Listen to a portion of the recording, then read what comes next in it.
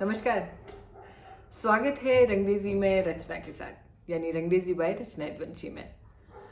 बहुत जल्दी हाजिर हो गई मैं मधुमिता का पार्ट 2 लेकर के। जिन्होंने मुझे पिछले हफ्ते सुना उन्हें याद होगा कि मैंने एक कहानी लिखी थी। कहानी का शीर्षक था मधुमिता और एक किरदार अधूरा था। एक किरदार की कहानी अधूरी थी। अधूरी मैंने छोड़ दी थी क्योंकि मैंने लिखी नहीं थी। मैंने उसे पूरा कर लिया है। तो मुझे लगा कि जितनी जल्दी हो सके मैं आपकी उत्सुकता को ख़त्म करूं। और मेरे पास कुछ पर्सनल मैसेजेस भी आए थे कि आप मधुमिता कब पूरी कर रही हैं। बहुत अच्छा लगा था मुझे कि आप लोग इंतज़ार कर रहे हैं और मैंने जल्दी से उसको लिख डाला है। अब पहले उसको सुना देती हूँ मैं आपको और फिर थोड़ी सी बात करेंगे जाते जाते। बहुत ज़रूरी बात करनी है, इसलिए कहानी सुनने के बाद एकदम से स्विच ऑफ मत करिएगा, सुन के जाइएगा। मैं आपके समय का पूरा ख्याल रखती हूँ, इसलिए बहुत लंबे वीडियोस नहीं बनाती हूँ। सुनते हैं मधुमिता का दूसरा पार्ट। दूसरा पार्ट सुनाने से पहले मैं थोड़ा सा पहले पार्ट का सार बता देती हूँ। जिन लोगों ने नहीं सुना है उनसे मेरी गुजारिश है कि पहले वाले मधुमिता के वीडियो को जाकर वो देख लें, सुन लें मेरी पूरी कहानी पूरी कंटिन्यूटी से।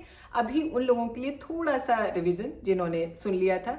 तो मधुमिता एक ऐसी कहानी, एक ऐसी लड़की की कहानी मैंने आपको पिछली बार सुनाई थी, मधुमिता पार्ट 1, जो बहुत ही धनाढ्य और संसाधन से परिपूर्ण परिवार में पैदा हुई बच्ची थी, जिसके माता पिता दोनों डॉक्टर थे और जिसको इतने लाड़ प्यार और इतने भौतिक संसाधनों के बीच में पाला गया था कि उसका असली वास्तविक जीवन से साबका बहुत कम पड़ पाया था। उसकी हर चीज़ के पिटफॉल्स होते हैं और ऐसा ही मधुमिता के साथ भी हुआ था कि कुछ गलतियां हुई उससे, और इससे पहले कि वो समझ पाती, अपनी गलतियों से कुछ सीख पाती, उसको ब्याह दिया गया दूसरे धनाढ्य दूसरे रईस परिवार में, जो कि वो परिवार भी डॉक्टरों से ही भरा हुआ था। उसके पति भी डॉक्टर थे, उसके सास ससुर भी डॉक्टर होते हैं और वो वहाँ आ जाती है। वो गलतियां जिनसे सबक नहीं ले पाई थी मधुमिता, वो आगे भी रिपीट होती रहती हैं और पहली सालगिरह यानी पहली एनिवर्सरी तक आते आते मधुमिता खिन्न होकर के और परेशान होकर के अपने मायके आ जाती है। और वहाँ उसके माता पिता उसको ये सलाह देते हैं कि किसी समस्या को छोड़कर चले आना कोई समाधान नहीं होता। उसको तमाम तरीके के मशवरे और परामर्श देते हैं और उसको खुद वो छोड़ करके आते हैं उसकी ससुराल में, कुछ जीवन सूत्र थमाने के बाद। अंतिम तौर पे मैंने ये उसमें डाल दिया था कि उसकी माँ उससे कहती हैं कि अगर तुम एक बच्चे की माँ बन जाओ तो बहुत सारी समस्याओं के समाधान तुम्हें खुद ब खुद हाथ लग जाएंगे। तो ये मशवरा और ये परामर्श दे करके उसके माँ पिता उसको ससुराल वापस छोड़ आए थे। उसके बाद क्या हुआ वो मैंने आपको उस पर क्रमशः कर दिया था, वो आज मैं आपको सुना रही हूँ। सुनिए। माँ पिता की काउंसलिंग लेकर मधुमिता ससुराल वापस तो चली आई, किंतु उन मशवरों पर काम करना एक चुनौती थी। मायके में सुबह 11 बजे उठने वाली मधुमिता डॉक्टर पति के 9 बजे क्लिनिक में बैठने तक सोती ही रहती थी। लेकिन जिंदगी नए सिरे से शुरू करो मधुमिता, पिता के ये वाक्य मधु के कानों में प्रतिध्वनित होते रहते थे, माने इको करते रहते थे। लिहाजा मधुमिता ने शुरुआत की अपनी दिनचर्या व्यवस्थित करने से। सुबह 7 बजे अलार्म लगा के उठना मधुमिता को किसी टॉर्चर से कम नहीं लगता था। लेकिन 2-4 दिन जबरदस्ती उठकर मधुमिता ने पाया कि ये तो गोल्डन स्टेप था। डॉक्टर अतुल यानी पति को ब्रेकफास्ट बनाना तो नहीं, लेकिन अपने साथ बैठकर खाते देखना मधुमिता के लिए बेहद सुखद क्षण होते थे, क्योंकि सुबह के शांत क्षणों में डॉक्टर अतुल का मूड काफी बेहतर होता था और वो मधु से मुखातिब होकर काफी नरमी से बातें करते थे। जीवनचर्या में थोड़े से ही व्यवस्थित बदलाव करके मधुमिता को जैसे सकारात्मक परिणाम मिल रहे थे, उससे मधुमिता का काफी उत्साह बढ़ा था और अब वो पहले की तरह खुद को यूजलेस महसूस नहीं करती थी। हालांकि डॉक्टर खानदान की बहू बनने के कारण माहौल कमोवेश वैसा ही था जैसा मायके का था, यानी घर में नौकरों और सहायकों के अलावा कोई सदस्य परिवार का दिखता नहीं था। लेकिन दिन में खाली बचे समय को मधुमिता ने अब खानसामे के साथ रसोई में बिताना शुरू कर दिया था।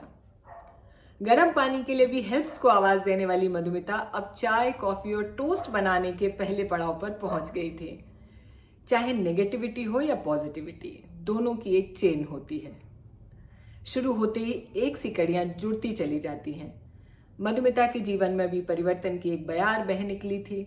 वो सुहाना दिन भी आ ही गया जिसका सूत्र मधु की माँ ने उसे थमाया था। मधुमिता के मां बनने की खबर ने पूरे वातावरण में जैसे शहद सा घोल दिया था। सारे ही लोग बहुत खुश थे, लेकिन मधुमिता की चिंताओं की अलग ही वजह थी। बचपन से लड़के की चाहत का इनडायरेक्ट नजारा देखती आई मधुमिता जब क्लिनिक पहुंची थी तो सासू मां की पारखी नजरों ने भांप लिया था कि मधुमिता जेंडर जानने के लिए उत्सुक हो रही है। You and baby are perfectly fine my sweetheart, कहकर डॉक्टर सास ने मधुमिता के सिर पर हाथ फेरते हुए कहा था, बस एक स्वस्थ और सुंदर बच्चे की कामना करो मधु, लड़का लड़की कुछ नहीं होता, होती है तो परवरिश। देखो ना, मैं और तुम्हारी माँ डॉक्टर के रूप में समाज को अपनी सेवाएं दे रहे हैं और स्वावलंबी भी हैं, यानी इंडिपेंडेंट हैं। कोशिश करना कि जो तुम नहीं कर पाई वो तुम्हारा बेबी करके दिखाए। मधु ने डबडबाई आंखों से सिर हिला दिया था। पूरी प्रेगनेंसी के दौरान मधुमिता को जो तरजीह मिली उससे वो अभिभूत थी। पति, सास, ससुर, घर के सारे मददगार उसके आसपास चक्कर लगाते रहते थे और हर वक्त उसे पान के पत्ते सा फेरते रहते थे।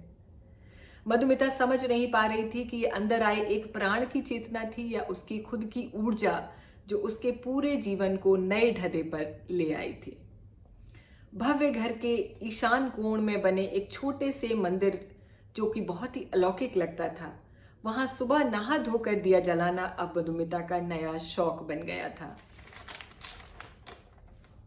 मायके से ससुराल छोड़ने जाते वक्त रास्ते भर जो माँ पिता ने कार में व्यवहारिक जीवन के मोती मधुमिता के हाथ में थमाए थे, उनमें से लगभग सारे उसने आजमा कर देख लिए थे और उसके आश्चर्य का ठिकाना नहीं था कि लगभग सारे मशवरे अचूक साबित हो रहे थे।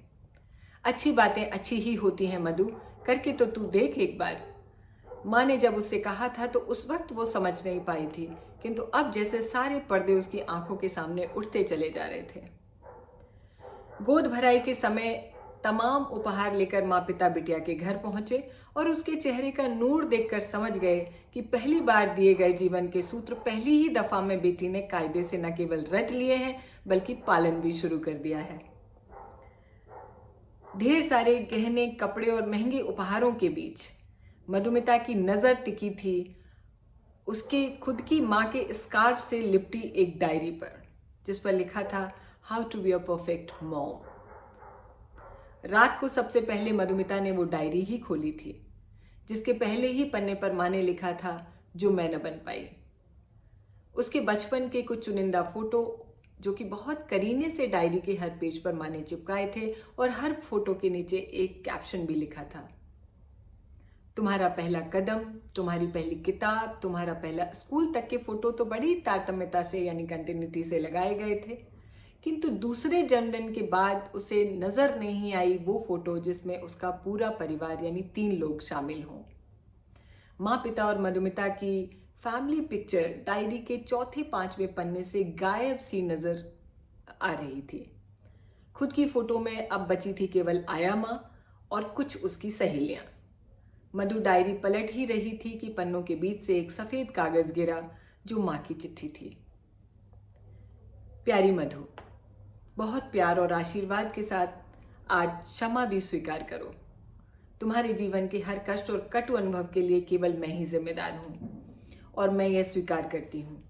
खुद की ख्वाहिशों और जिम्मेदारियों के बीच संतुलन बनाने में मैं चूक गई और उसके नतीजे तुम्हारी आधी अधूरी परवरिश के रूप में साफ दिखाई देते हैं। जब हाथ से समय रेत की तरह फिसल गया तब समझ में आया कि परिवार चलाना एक टीम वर्क होता है, जिसमें माँ पिता कैप्टन होते हैं और बच्चे टीम मेंबर। लक्ष्य केवल किसी खास मंजिल या नतीजे तक पहुंचना नहीं होता, बल्कि सारे टीम मेंबर्स के मिजाज और ख्वाबों के बीच संतुलन बनाते हुए सफर तय करना होता है।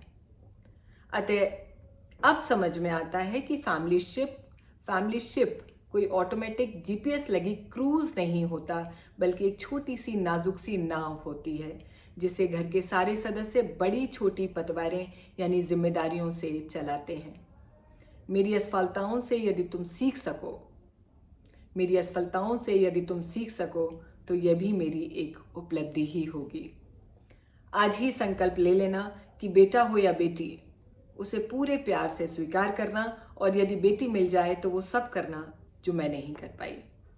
तुम्हारा समय और साथ बेटी का सबसे कीमती तोहफा होगा, उसे हमेशा हर अवसर पर यही देना। और हाँ, एक बार और मुझे क्षमा जरूर कर देना।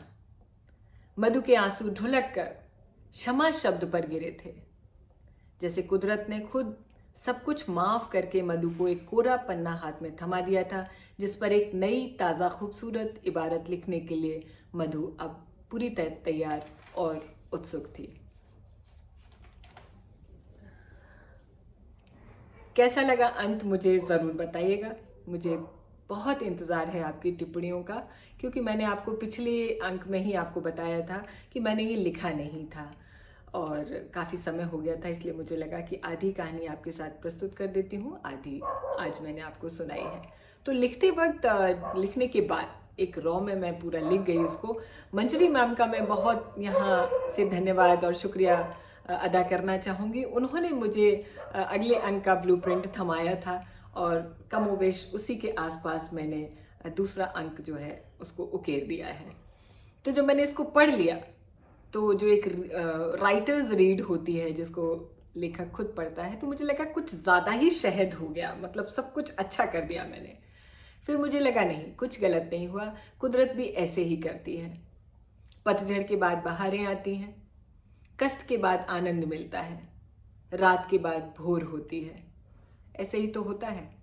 मधुमिता के जीवन में भी आप देखिए, उसका पूर्वार्ध जो है वो कष्ट और संघर्ष ही थे, उसको नहीं समझ में आए वो एक अलग बात थी, लेकिन मुझे लगा कि नहीं, कुदरत जैसे करती है ऐसे ही एक लेखक को भी करना चाहिए। सब कुछ ठीक कर देती है, सवेरा हो जाता है, पक्षी चहचहाने लगते हैं, फूल खिल जाते हैं, बहारें आ जाती हैं, और सबसे कीमती बात कि हम जैसा सोचते हैं वैसा बन जाते हैं।